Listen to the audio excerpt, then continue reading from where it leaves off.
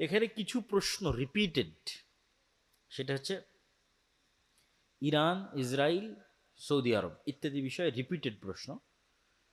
এই প্রশ্নগুলোর যেটা অ্যান্সার সেটা হচ্ছে, আমরা এতক্ষণ দীর্ঘ সময় যাবত আলোচনা করেছি ফিতনার উপর। দাজ্জাল শব্দের অর্থ কি জানেন? দাজ্জাল শব্দের অর্থ হচ্ছে সত্য মিথ্যার সংমিশ্রণ, ধোঁয়াটে, বোঝা যাবে না কোনটা সত্য কোনটা মিথ্যা। ফিতনা কেমনে হবে যদি সবই বোঝা যায় যে এটা ঠিক এটা বেঠিক, যদি সবই বোঝা যায় যে এই হকের উপর আছে বেঠিক, তাহলে ফিতনা কেমনে হলো? তাহলে ফিতনা হলো না। ফিতনা তখনই যখন আমি বুঝতে পারি না কে হকের উপর আছে কে বাতিলের উপর আছে, তখনই ফিতনা। তো আমরা ফিতনার যুগে বসবাস করতেছি। আমার এবং আপনার কাজ কি? আপনি মনে করে নেন যে মোবাইলও নাই, ইন্টারনেটও নাই, তেলও নাই, কিচ্ছু নাই, আপনি 100 বছর আগে চলে গেছেন। তাহলে আপনার কাজ কি? আপনার কাজ হচ্ছে ইমান নিয়ে 5 ওয়াক্ত সালাত নিয়ে দুনিয়া থেকে বিদায় নাও। আপনি কেন লাফিয়ে ফিতনার মধ্যে পড়তে যাবেন? বরং ফিতনা থেকে বাঁচার দোয়া করবেন। আপনি আপনার নিজের আমলের প্রতি ফোকাস দিবেন, নিজের ইমান এবং নিজের সালাতের প্রতি ফোকাস দিবেন। কে কি করলো, কে কার পক্ষে গেল, কে কার বিরুদ্ধে গেল, আমাকে কার পক্ষে দাঁড়াতে হবে, এগুলো শুধু গুনাহই বাড়াবে এবং এগুলো আমাদেরকে আরো বেশি ফিতনার সাথে যুক্ত করবে, কানেক্টেড করবে।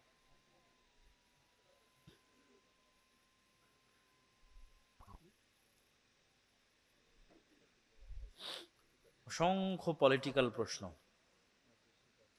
বাংলাদেশে ইসলামী শাসন, বাংলাদেশে বিভিন্ন ইসলামী দল, ইসলামী সংগঠন, অসংখ্য প্রশ্ন। এই প্রশ্নগুলোর দ্বারা যেটা জানতে চাওয়া হচ্ছে সেটা হচ্ছে ইসলামী শাসন ব্যবস্থার বিপ্লব বা রাষ্ট্রে ইসলাম প্রতিষ্ঠা হওয়া। মূল উদ্দেশ্যে আমার কোনো দ্বিমত নাই, আর যার দ্বিমত থাকবে সে তো মুমিন হবেও না। মূল উদ্দেশ্যটা কি? সেটা যে ইসলামের সামগ্রিক বিজয়, ইসলামের সার্বজনীন বিজয়। আমিও চাই, আপনিও চান, প্রত্যেক মুসলমান চাই ইসলামের সার্বজনীন বিজয় হোক, সামগ্রিক বিজয় হোক। পথ পদ্ধতির ধরন নিয়ে মতভেদ, মত পার্থক্য থাকতেই পারে। এই মতভেদ, এই মত পার্থক্যের কারণে সম্পর্ক নষ্ট এবং রেশারেশি এবং ভ্রাতৃত্ব নষ্ট, সেটা করা যাবে না। অবশ্যই এই মত এবং পথেরগুলোর মধ্যে একটা অবশ্যই বেশি সঠিক হবে, আর একটা অবশ্যই কিছু না কিছু ভুল পথ হবে, এ কথাই ঠিক। আমার কাছে মনে হয়েছে, আমার ব্যক্তিগত চিন্তায়, যত ইসলামী দল, ইসলামী সংগঠন, যত রাজনৈতিক অনুষ্ঠান, যত রাজনৈতিক সম্মেলন, যত কিছুতে অংশগ্রহণ করেছি জাতীয় পর্যায়ে, সেগুলো কাছ থেকে দেখে আমার মনে হয়েছে আজকের বক্তব্যের উপর যে আলোচনা করলাম, যে ইমান বিল গায়বে ইয়াকিন, যেটা গত 1 বছর আলোচনা করেছি জালসা মৌসুমে, এবং যেটার উপর বই লিখেছে আল্লাহর পথে যাত্রা, আমার কাছে মনে হয়েছে মুসলমানদের ওইটাতেই ঘাটতি। সকল মুসলমানের ব্রেনে ঢুকে গেছে, আলেম ওলামা থেকে শুরু করে মসজিদ সবার ব্রেনে ঢুকে গেছে যে দুনিয়ার রাস্তাই একমাত্র রাস্তা যেটা দিয়ে আমরা বিজয়ী হতে পারবো। অতএব দুনিয়ার রাস্তায় যদি আমি না যাই তাহলে আমি বিজয়ী হচ্ছি না। অবশ্যই হিকমত দিয়ে চিন্তা চেতনা করে সিদ্ধান্ত গ্রহণ করতে হবে, যুগোপযোগী সিদ্ধান্ত গ্রহণ করতে হবে, এগুলো সব কথা ঠিক, কিন্তু এই বিশ্বাসটা ভুল। এই বিশ্বাসটা ভুল যে দুনিয়ার রাস্তাই একমাত্র রাস্তা। আপনাকে পূর্বে নিশ্চিত করতে হবে, মানে দুনিয়ার রাস্তার আগে নিশ্চিত করতে হবে আপনি কি আল্লাহর সাহায্য পাচ্ছেন না পাচ্ছেন না, এইটাকে নিশ্চিত করতে হবে। মুহাম্মদ সাল্লাল্লাহু আলাইহি ওয়াসাল্লামেরও বিজয় সম্ভব হয়নি কার সাহায্য ছাড়া? আল্লাহর সাহায্য। এটার উপর আমি বিস্তারিত লম্বা আলোচনা করেছি যে বদরের যুদ্ধের আগের রাতে উনি লম্বা কান্নাকাটি করতেছে, কান্নাকাটি দেখে এবং হাত উঁচু করতে করতে করতে করতে করতে করতে এমন হাত উঁচু করেছে যে গায়ের চাদর খুলে পড়ে গেছে। তখন আবু বকর রাদিয়াল্লাহু তাআলা সে জিজ্ঞেস করছে, আপনি তো নবী, এত দোয়ার কি আছে, এত কান্নাকাটির কি আছে আল্লাহ সুবহানাহু ওয়া তাআলার কাছে? এখান থেকে শিক্ষা কি? এখান থেকে শিক্ষা হচ্ছে তিনি নবী হওয়ার পরও তিনি খুব ভালোভাবে জানেন যে আল্লাহর সাহায্য ছাড়া এটা ইম্পসিবল যে আমি মুহাম্মদ বিজয় অর্জন করব। উনি আমাদের চেয়ে ভালোভাবে জানেন। তাহলে উনি আগে বদরের যুদ্ধের আগের রাতে দোয়া করে কি নিশ্চিত করতে চাচ্ছে? বলেন তো কি নিশ্চিত করতে চাচ্ছে? ওটাই আমাদের নাই। দুনিয়াবি অনেক শক্তি সামর্থ্য আছে, এটা নাই, আল্লাহর সাহায্য নাই। আর মোহাম্মদ সাল্লাম ওইটা আগে নিশ্চিত করেছে। এবং এরকম অসংখ্য যুদ্ধের বিবরণ এবং ঘটনার বিবরণ দিয়ে আমার বিস্তারিত বক্তব্য তুলে ধরেছি যে প্রথম শর্ত আল্লাহর সাহায্য নিশ্চিত করতে হবে। নিজেরা নিজেদের জামার বোতামের কলার খুলে একটু গলার দিকে একটু বগলের দিকে চেয়ে দেখি যে আমি আল্লাহর সাহায্য পাওয়ার যোগ্য কিনা। আমার মনে হয়নি যে আমরা আল্লাহর সাহায্য পাওয়ার যোগ্য।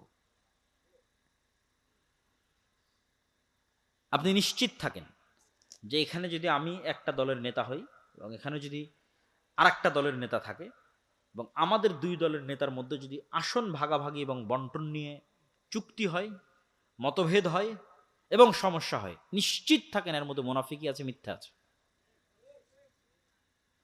তাহলে মুনাফিকি এবং মিথ্যার সাথে কে যুক্ত? আমি যুক্ত। তাহলে আমার মতো মুনাফিক এবং মিথ্যুকের জন্য আল্লাহ সাহায্য দিবে আসমান থেকে? দিবে না।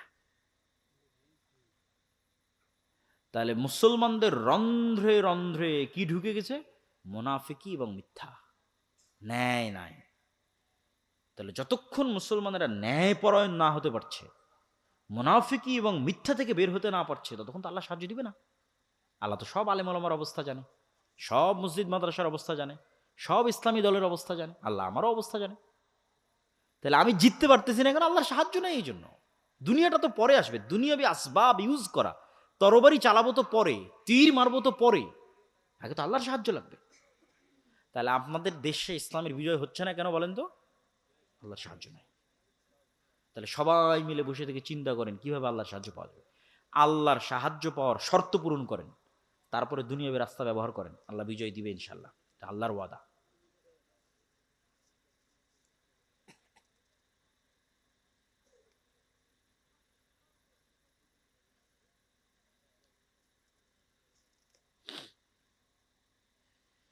কোনো প্রতিষ্ঠান যদি জুলুম করে বা কোনো ব্যক্তি বা কোনো সরকার যদি জুলুম করে, যেই জুলুম করুক, উনি জিজ্ঞেস করেছে যে এ বিষয়ে কথা বলা যাবে কিনা।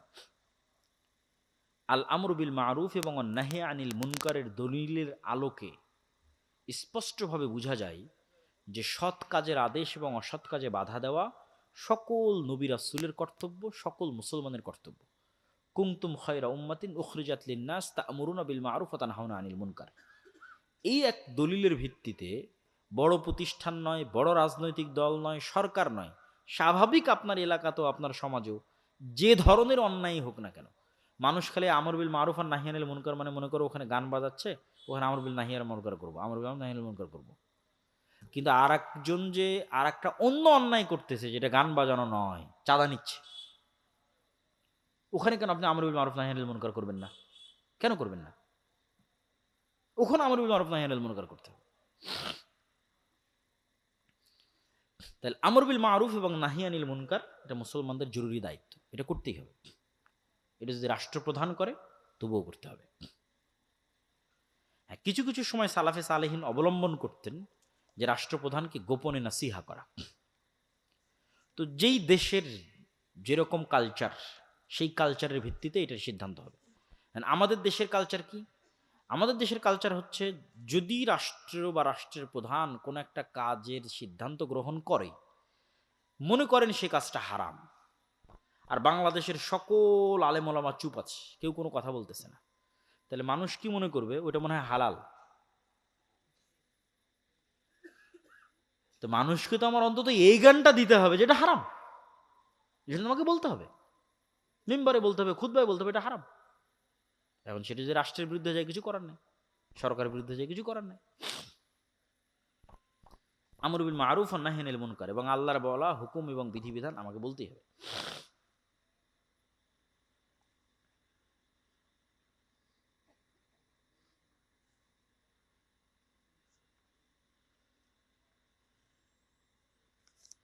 আর অসংখ্য প্রশ্ন, যেগুলো বেশিরভাগ প্রশ্নই মোটামুটি পলিটিক্যালি কানেক্টেড। তার মধ্যে প্রথম যেটা প্রশ্ন ইরান এবং সৌদি আরব, ইসরায়েল, ওটারও উত্তর দিয়েছি।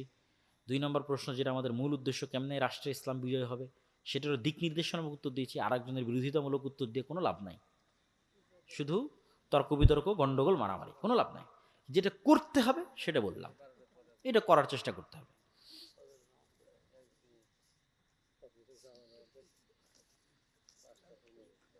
সম্মিলিতভাবে কবর জিয়ারত করা, সম্মিলিতভাবে মোনাজাত করা,